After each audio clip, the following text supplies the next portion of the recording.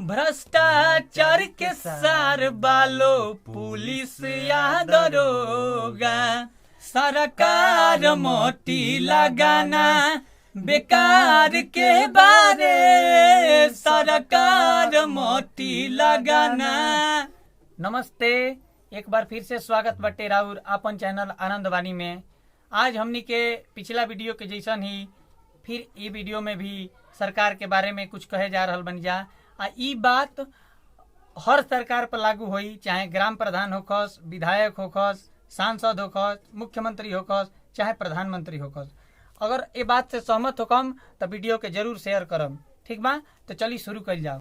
वोटा आवेला तो करेले हाथ जोड़ी, जीतते इलेक्शनी भरेले अपन झोरी। वोटा आवेला तो करेले हाथ जोड़ी, जीतते इलेक्शन ई भरेले अपन झोरी। इहे हमारा नहीं बुझाला, काहे करेले घोटाला। चारा घोटाला काबे आस?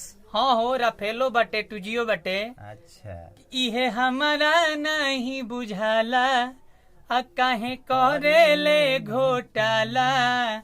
हर बार के बारे सरकार मोटी लगाना बेकार के बारे, सरकार मोटी लगाना बेकार के बारे, सरकार मोटी लगाना। आ कहले गरीबी मिटाइब हो, महंगाई के हम भगाइब हो।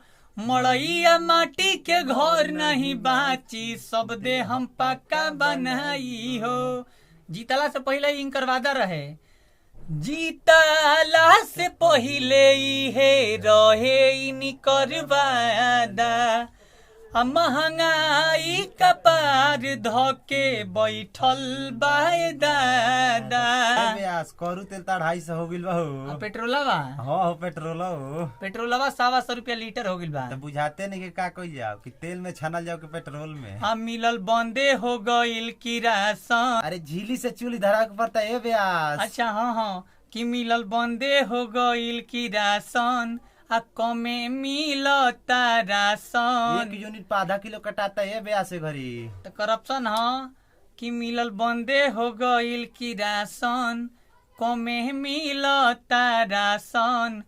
कोटेदार के बारे सरकार मोटी लगाना बेकार के बारे, सरकार मोटी लगाना बेकार के बारे, सरकार मोटी लगाना।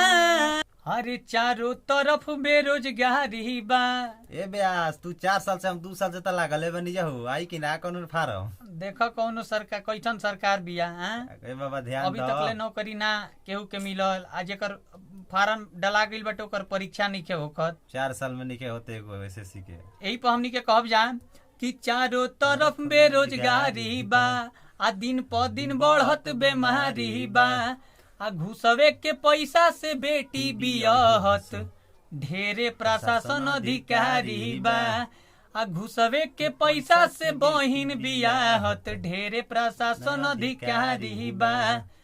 आ भ्रष्टाचार के सार बालो पुलिस या दरोगा, ढेरे निर्दोष जेल में करता लो योगा।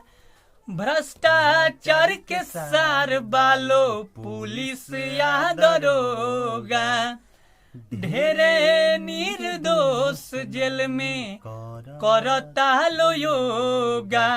निमन कमों के रोके विरोधी, विरोधियों हुए बाटे।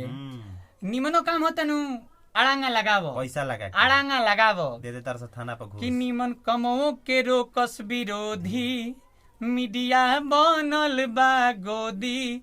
निमन कमों के रोकस विरोधी, मीडिया भइल बा ए गोदी। बेयास एको दिन बेरोजगारी के मुद्दा ना देखैल न्यूज में। तो वैसे कहतनी कि मीडिया बनल बा गोदी, पत्रकार के बारे सरकार मोती लगाना, बेकार के बारे सरकार मोती लगाना, बेकार के बारे सरकार मोती लगाना। ई बात हमनी के कहे के रहल हटे। आशा ना पूर्ण विश्वास बाटे कि रउआ सबके बढ़िया लगी। अगर बढ़िया लगी तो लाइक करी, शेयर करी, आ मन करे तो चैनल के सब्सक्राइब करी। अरे भैया दबा के शेयर करो लो मर्दे, अभी एक से कंटेंट रखले हाँ हाँ आवे वाला बा बहुत जल्दी बहुत बहुत जल्दी खतरनाक वीडियो खतरनाक आई। कंटेंट। आ एगो सबसे पहले और बात कि अगर कोनो टॉपिक होके जवना पर हमनी के कुछ कहे के चाहतनी जा, चाहे आप सब कहल चाहतनी, तो कमेंट बॉक्स में कमेंट करी, ओ टॉपिक पर आपन बात रखी। आ ना तो अगर हमनी के ओ टॉपिक के देम, हमनी के अपना हिसाब से ओ टॉपिक के बारे में कुछ कहम जा। अच्छा लगी शेयर करी, सब्सक्राइब करी। बहुत बहुत धन्यवाद।